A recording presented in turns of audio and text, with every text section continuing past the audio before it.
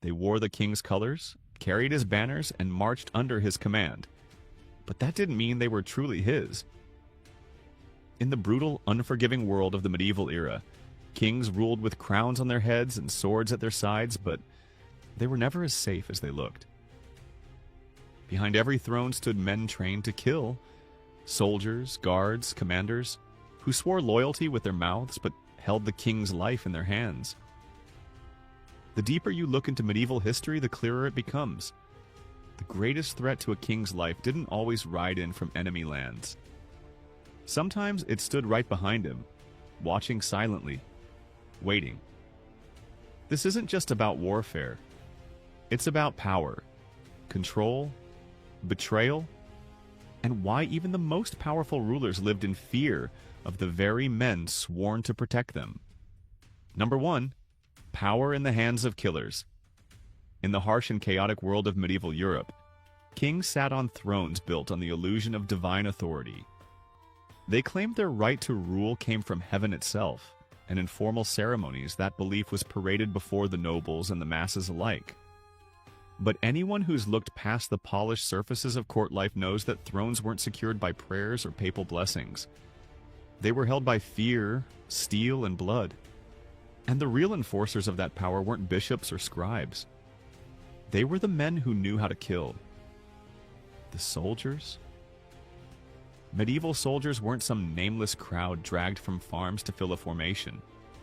They were forged by years of violence, surviving bitter winters, disease-ridden camps, and sieges where rats were considered food, and loyalty meant nothing if your belly was empty. These men became monsters and martyrs in equal measure, depending on which side of the sword you stood. They didn't just carry weapons, they became them. Their bodies were walking tools of destruction, and their minds were molded by bloodshed more than any sense of law or order. And the most terrifying part? Many of them were smarter, more cunning, and far more decisive than the nobility who claimed to lead them. Kings relied on these men to win wars, crush rebellions, and defend borders. But once the fighting stopped, there was a problem.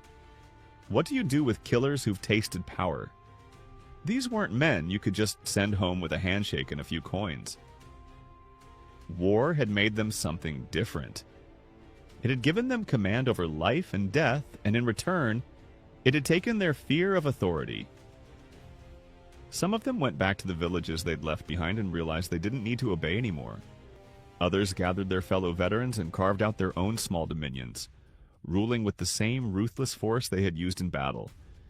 And many of them stayed close to power, serving kings not out of loyalty, but because they understood how fragile a crown really was. What made this even more dangerous was how much the common people loved these men. In an age where most peasants never even saw their king, local warriors were heroes. They were the ones who defended villages from raids, who fought for bread and survival, not taxes and titles. They had scars, not robes. When they spoke, they didn't use riddles or rituals. They spoke like men, with brutal honesty. That connection gave them a kind of influence kings could never buy. A respected soldier's word could rally a village, ignite a riot, or push a small rebellion into full-scale war. And once that momentum started, no royal decree could stop it. Some of these soldiers rose to become warlords in their own right. They didn't need permission to rule, they took what they wanted with swords and strategy. In borderlands and lawless regions, these figures often replaced the authority of the crown altogether. They collected taxes, enforced their own justice, and made alliances based on strength, not bloodlines. And because they were seen as protectors rather than parasites, people followed them willingly. The king might have had a seal and a scroll, but a man with 20 loyal fighters and a good reputation had real power. Even within the courts of kings, these warriors couldn't be fully controlled. They sat at the king's table, but they weren't afraid to remind him how much he depended on them. Some became bodyguards, others took on roles as commanders or military advisors. But every king knew deep down that if these men ever turned against him, no wall would be thick enough, no guard loyal enough to keep the blade from his throat. And it wasn't always about ambition.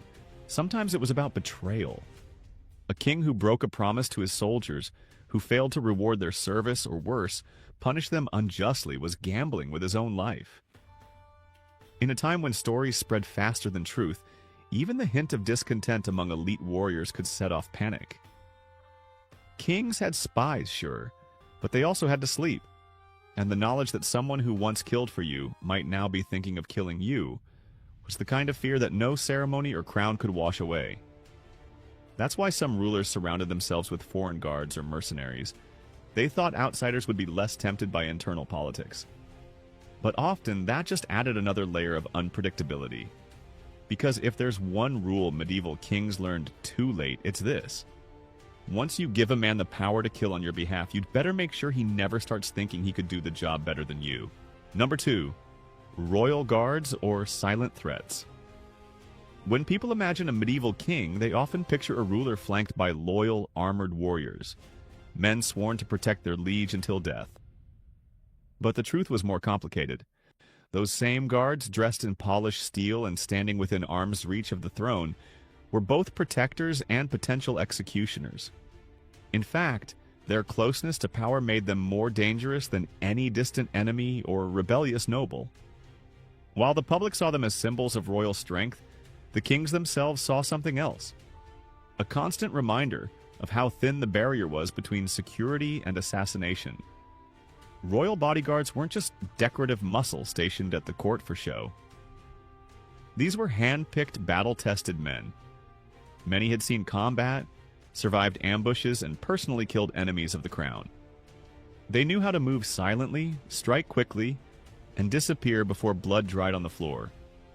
And they didn't just guard the king in battle, they guarded him while he slept, bathed, dined, and whispered with advisors. That level of proximity wasn't just intimate, it was deeply risky.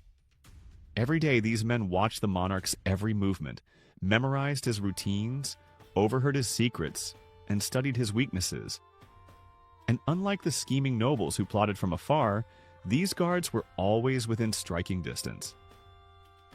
In Byzantium, the Varangian Guard is one of the best-known examples of this double-edged sword. Composed largely of Norsemen and Anglo-Saxon exiles, they were deliberately chosen for their foreignness. The emperors believed that men with no ties to local politics were less likely to be seduced by internal rivalries. But that didn't make them loyal out of love. These were mercenaries, deadly professionals who followed gold, not bloodlines. As long as they were paid and respected, they served well. But any lapse in payment, any insult or broken promise, and their swords might find a new master. More than once, their loyalty proved conditional, and emperors who miscalculated paid the price not in reputation but in blood. Western Europe had its own versions. Many kings formed elite household troops, selecting men from noble families or battle-hardened veterans who had proven themselves in war. These guards were often granted special privileges, land or royal favor in exchange for their service. But those perks created a different problem: entitlement. The more rewards they received, the more they expected.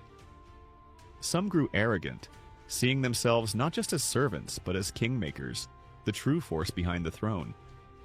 And when that illusion broke, when a monarch tried to reassert control or deny a request, resentment brewed. What started as silent stares became cold disobedience. And from there, all it took was one ambitious whisper. The real issue wasn't just the possibility of betrayal. It was that betrayal could happen without warning, without public rebellion, and without a drawn-out siege. A guard didn't need to raise an army. He only needed a moment. During a feast, a private audience, or even while dressing the king for ceremony. One blade, one step forward, and everything could end in an instant. That's why many monarchs deliberately rotated their guard units, never allowing the same group to stay too close for too long. Loyalty, once rooted too deeply, could shift in dangerous directions. If a group of guards began to see themselves as a separate power within the court, untouchable, unified, and armed, it wasn't a matter of if they would act. It was when. To guard against this invisible threat, kings employed countermeasures. Some used spies among the guards, men tasked with reporting every conversation, every mood shift, every small sign of unrest. Others surrounded themselves with eunuchs or low-born men raised to power solely by royal favor, people who had no allies at court and whose survival depended entirely on obedience. In some cases, rulers placed more trust in foreign mercenaries than in their own subjects, believing outsiders could be bought more reliably than loyalty could be bred. Still, this solution created tension. Native nobles saw it as a betrayal, and the guards themselves knew they were not loved, only tolerated as long as they stayed useful. Yet, for all the fear they inspired, these guards were still essential. Without them, a king was exposed, and that contradiction haunted the minds of rulers across centuries. The men who formed a protective wall around the monarch were the same ones who could collapse it from within. Every day, kings placed their lives in the hands of men who had seen death up close and weren't afraid to use it.